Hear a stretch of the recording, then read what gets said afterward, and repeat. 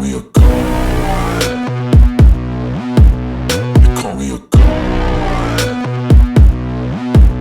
They call me a god. They call me a god. Let's go. I'm about to go off like a weapon. Fuel to the top, gotta fill. What's going on, everybody? It's that time of year again. It's SummerSlam season. So throughout the month of July and August, I'm going to go back and be reviewing some SummerSlam pay-per-views. So the SummerSlams that I already reviewed I already reviewed 88 through 91, and then now I'm reviewing 92.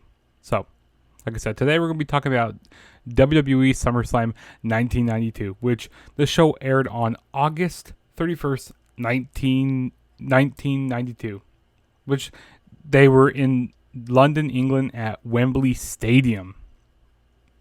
This was the first, big WWE pay-per-view in London, England, and it was at Wembley. And kind of a sidebar here before I start off talking about this pay-per-view. We got AEW going over to London, England. They're going to be going over to Wembley. And they already sold 60 to 70,000 tickets already. And there hasn't even been a match announced. So I feel like they can get around the same amount because SummerSlam 92 got 80,355 for the attendance. So I feel like once they start announcing matches, I feel like those tickets are going to go. And I feel like they're going to get the same amount or maybe even higher. I don't know.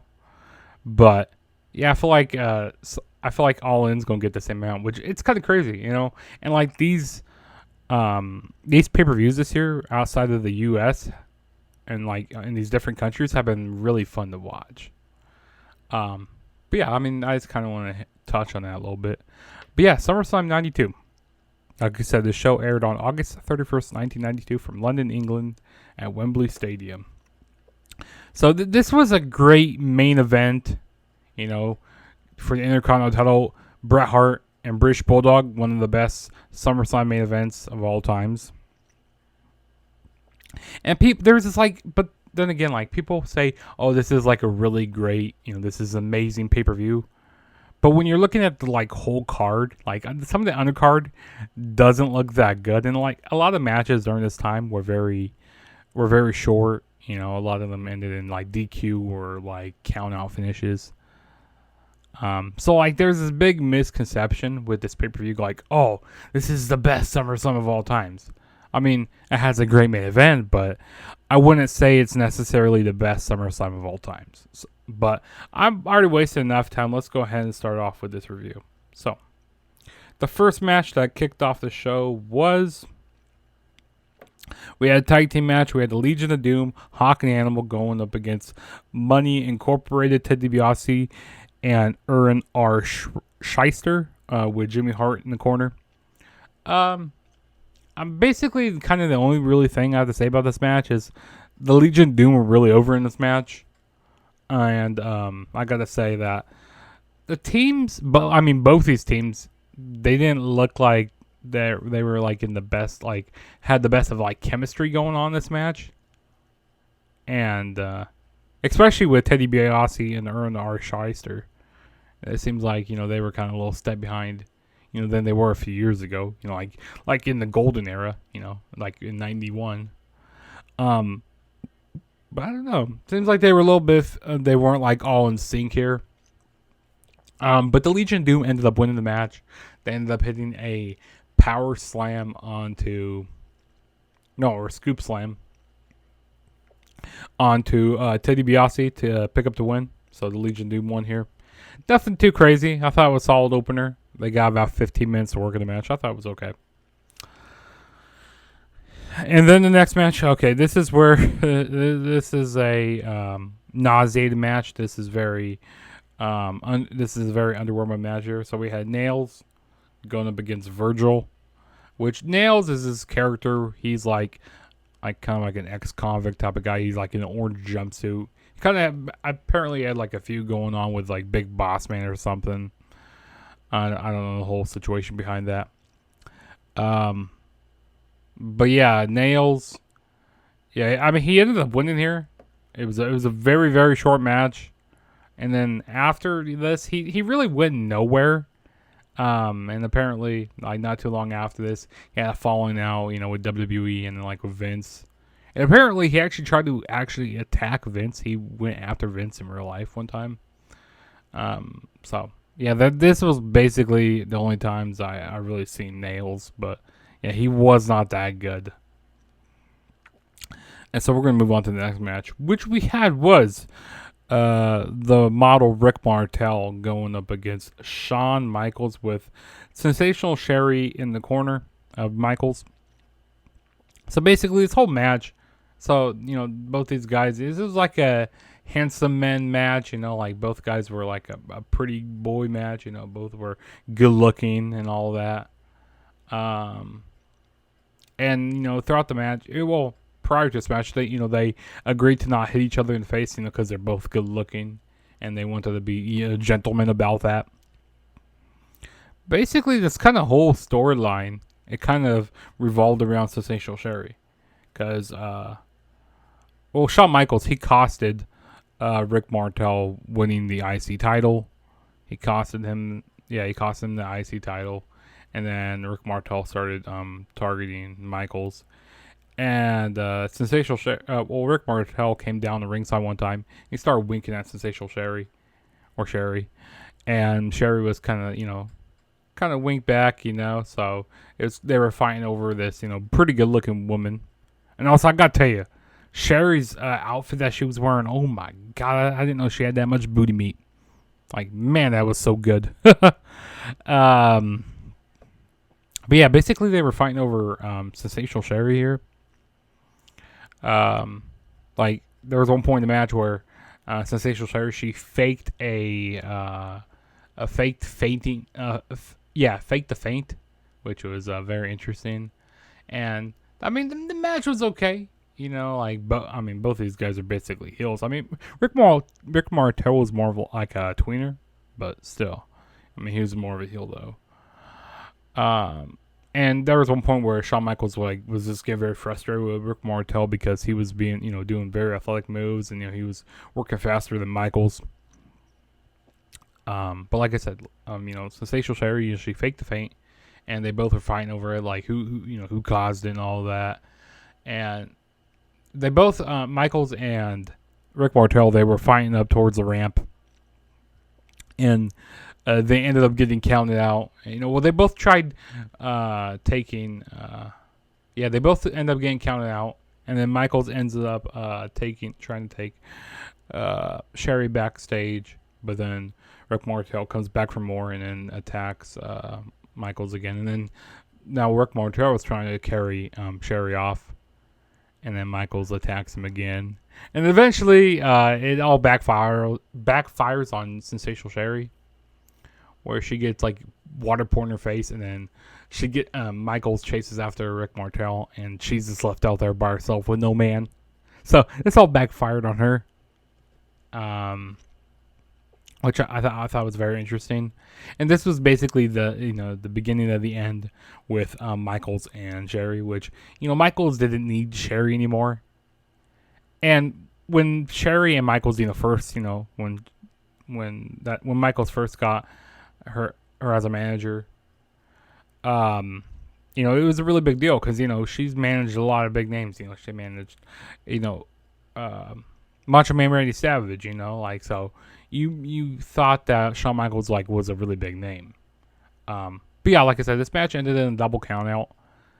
I really wish it didn't end in a double count out, but it was nice seeing Sherry out there. Like I said, I did not know she was that good looking. I didn't know she had that much booty meat on her.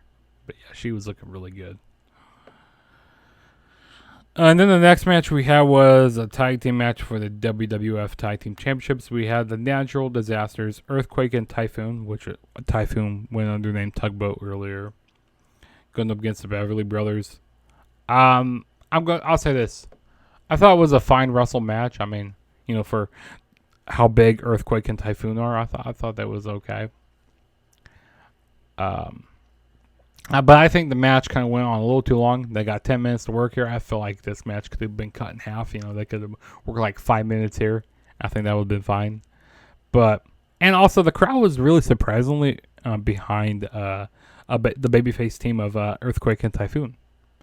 And I didn't really care about the Beverly brothers here, but I thought the match was okay wrestled. Nothing too crazy. The natural disasters ended up winning here. We'll move on to the next match.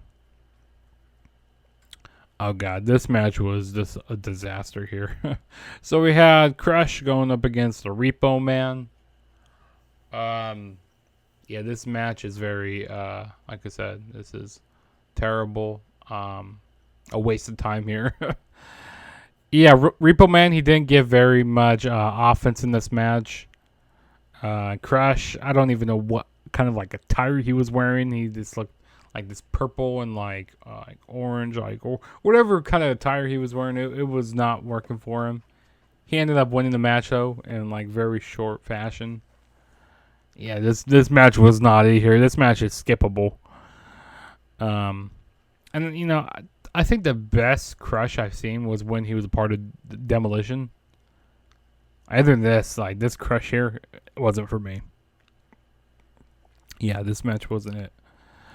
And then the next match we had was the WWF Championship on the line. We had Randy Savage defending the title against the Ultimate Warrior.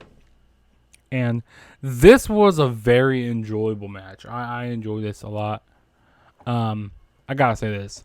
Ultimate Warrior, he works well with certain people. Like, I mean, he works well with Randy Savage here. He also works well with Hulk Hogan. Just to name a few there. And also throughout the night, you know, they were going like, you know, Ric Flair, you know, he wanted to be, you know, he wanted to be in this match here. He wanted to be in this main event match here. You know, he was pissed off that he didn't have this opportunity. The opportunity got taken away. And then they were also saying throughout the night, whose corner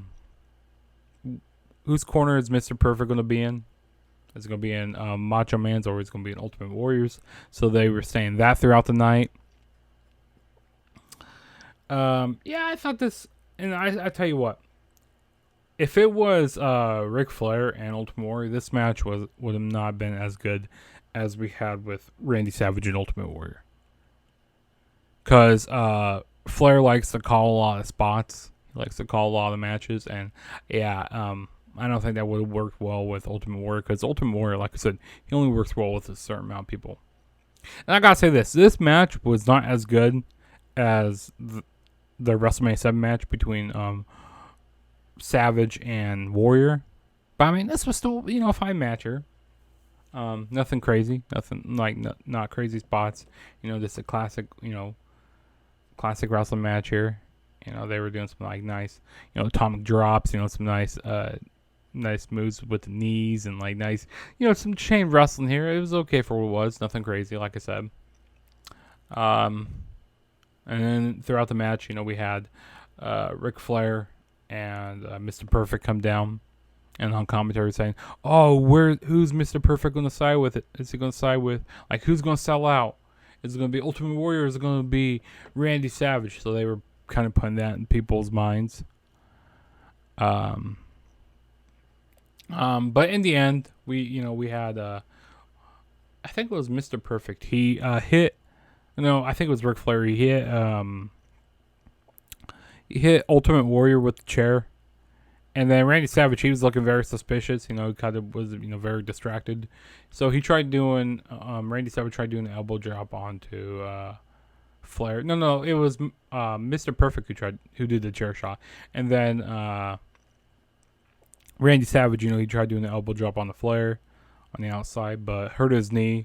And yeah, ended up hurting his knee. And Randy Savage ended up getting counted out. So, I mean, the winner of the match was Ultimate Warrior, but it was by count out. And basically, the reason why Mr. Perfect and Ric Flair were out here is because, you know, they just wanted to beat up on both men, and they were trying to heavily protect Ultimate Warrior and Randy Savage. They, you know, didn't want any of them to lose, you know, cleanly, which I would have been fine if Randy Savage would have won clean. Because, I mean, because Ultimate Warrior, he was going to be on the way out the door, later on this year. Like it was around Survivor Series because apparently, and there's multiple different stories, on why Ultimate Warrior left. But apparently, Vince, they wanted to turn him heel, but he didn't want to turn heel. And Ultimate Warrior, he was so much of a narcissist, very much narcissist. He thought, he was a god, and he thought, he needed to have everything his way. And then Randy Savage, after he dropped the title belt later on, I think Vince was, kind of tired of that Randy Savage, like, I am holding the title. But yeah, I mean, this was a fine match. I mean, nothing too crazy, but I think this is probably the second best match of the night. And like I said, I didn't really like that they ended it in a count out. Like, I just hate when title matches end in count outs and all that. Like, you had a lot of these during this time period. But we'll move on to the next match, which we have was The Undertaker with Paul Bearer going up against Kamala, which this is another big, tall man, a crazy character that Undertaker is going up against. And then in the corner of Kamala, they had Harvey Whippleman and Kim Chi. Basically Undertaker had an advantage throughout this whole match. I mean, this match was only like 3 minutes long, so it was nothing really crazy. But Kim Chi, he comes into the match. He's like this, I don't even know this,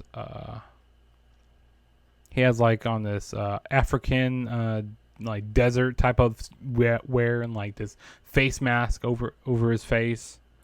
But he comes in, hits Undertaker, so basically gets a cheap disqualification. So Undertaker ends up winning the match.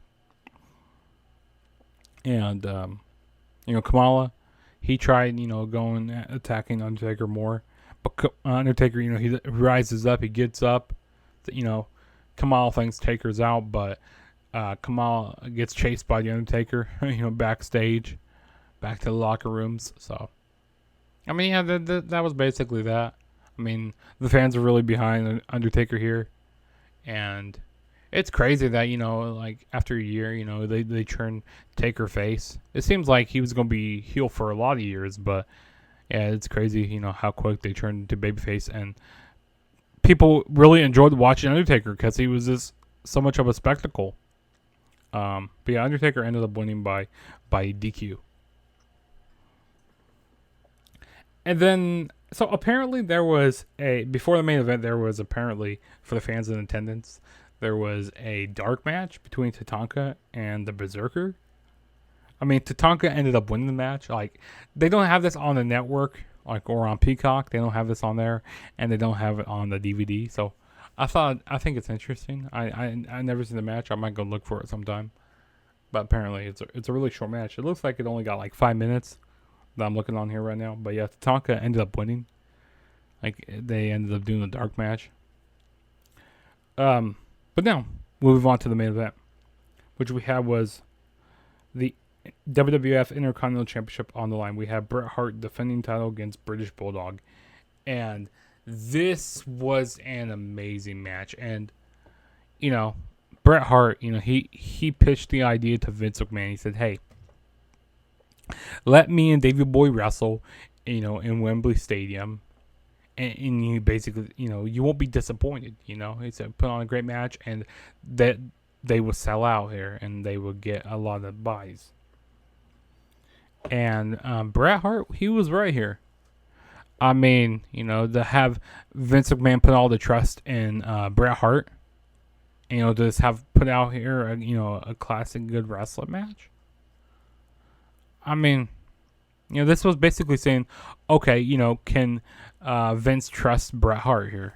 And this definitely proved that Vince could trust Bret. And the crowd, they were over, they were so behind British Bulldog here, of course, from the UK and stuff. Even they were behind Bret Hart, it was like a 50-50 split reactions for both guys. I mean, it's not as big as Canada. I mean, yeah, I mean, it's pretty big, but it's not, you know. I mean, it's bigger than what he gets here in the United States, I'll tell you that. But yeah, you know, because Bret Hart, he's kind of like, you know, they kind of like adopted him in, you know, like people are very, Bret Hart's very beloved over in the UK and over in Germany as well, you know, because you always hear a lot of people loving him in Germany and the UK. But yeah, this match was, you know, kind of split 50-50. I mean, like I said, more of the fans were cheering for British Bulldog. But no, this was a very good classic wrestling match. I mean, the fans like this were behind British Bulldog throughout the whole entire match. You know, with, you know, all the kickouts that British Bulldog was doing, even when British Bulldog hit the superplex off the top rope, and, you know, Bret kicked out at 2. You know, people thought it was, you know, that was going to be the end. You know, thought it was a finisher. Even to the end when, you know, British Bulldog doing a sunset flip, and you know, counting the 1, 2, 3, and then the whole crowd, you know, was erupting. You know, and the whole fans were here for it. They were here to see British Bulldog win, and it was a solid wrestling match. Like, got about 25 minutes here, you know, and after the match, you know, basically the UK fans kind of adopted Bret in, and, you know, they gave Bret Hart a huge standing ovation. And basically, you know, Bret Hart dropping the title, you know, giving it to British Bulldog. You know, kind of transitional times, you know, here in WWF. You know, like, okay, you know, Vince like kind of really believed in Bret Hart at this time. Like, okay, yeah, he can move on to the main event scene, because, you know, to put on a great match here, you know, and to earn that trust of Vince is a really big thing. But yeah, British Bulldog ended up winning here. Great main event match. Solid wrestling. Nice technical stuff. Both guys have really good chemistry. I mean, both are, you know, family members and stuff, you know, brother-in-laws and stuff. But yeah, so this was definitely a solid match here. Great match. Yeah, that's the reason why you should watch this match. You should watch this pay-per-view. This is basically the only reason. But yeah, that was my SummerSlam 1992 review. I'll go back and tell you the matches you need to check out. So you need to check out the main event between the British Bulldog and Bret Hart. You can check out the Ultimate Warrior and Randy Savage. And I guess check out Rick Martel and Shawn Michaels. Other than that, everything else is kind of skippable on here. Like, this is basically a 2 to 3 match show. Excuse me, 2 to 3 match show here. But yeah, if this is your first time ever checking out my channel, hit that subscribe button. Also, go down in the comments, let me know what videos you guys want to see on my channel. Also, don't forget to turn on the notification bell to be notified every time I make a new video. And some videos I got coming up on my channel. So I'm going to be doing a tier list on Friday, so stay tuned for that. I'm going to be doing that with Kicking It With Leo, also Mikey and Eric, so stay tuned for that. As well as I'm going to be doing a maybe a watch along for Slammiversary. I might do that on Saturday evening. And of course, I'll be doing a Slammiversary review. And as well as I'm going to be doing some other reactions and other reviews for SummerSlams in the next coming weeks. So definitely stay tuned for that. But this is your boy, Juggernaut, saying peace out. And I will catch you guys in the next video. So peace.